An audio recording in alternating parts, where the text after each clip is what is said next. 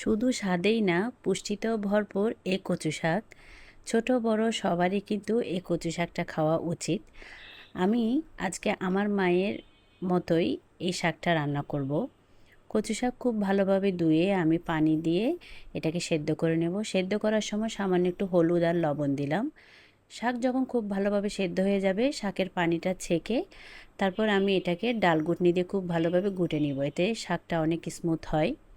এবার একটা কড়াইতে আমি সয়াবিন তেল দিয়ে এর মধ্যে বেশ কিছুটা পেঁয়াজ, তারপর কয়েকটা কাঁচামরিচ দিয়ে ভালোভাবে পেঁয়াজটাকে একটু ভেজে নিব। ভাজা ভাজা হয়ে গেলে তারপর এখানে আদা রসুন বাটা দিয়ে আরেকটু ভাজা ভাজা করব। তারপর এখানে আমি স্বাদ অনুযায়ী লবণ, ধনে গুঁড়ো, জিরা গুঁড়ো, হলুদ, মরিচের গুঁড়ো সব কিছু দিয়ে সামান্য পানি দিয়ে মশলাটাকে কষিয়ে তারপর এর মধ্যে আমি দেশি চিংড়ি দিলাম। চিংড়িটাকে মশলার সাথে খুব ভালোভাবে ভাজা ভাজা করে নিতে হবে। যখন ভালো ভাজা ভাজা হয়ে যাবে তখন এর মধ্যে আমি শাকটা দিব। এবার শাকের সাথে চিংড়িকে খুব ভালোভাবে মিক্স করতে হবে যতক্ষণ পর্যন্ত না শাকের ভিতরে পানিটা শুকিয়ে আসে। নামানোর আগে কিছুটা ধনেপাতা দিব, চাইলে এটা স্কিপ করা যায়। গরম ভাতের সাথে এই কচু শাক খেতে খুবই ভালো লাগে, চাইলে আপনারা ট্রাই করে দেখতে পারেন।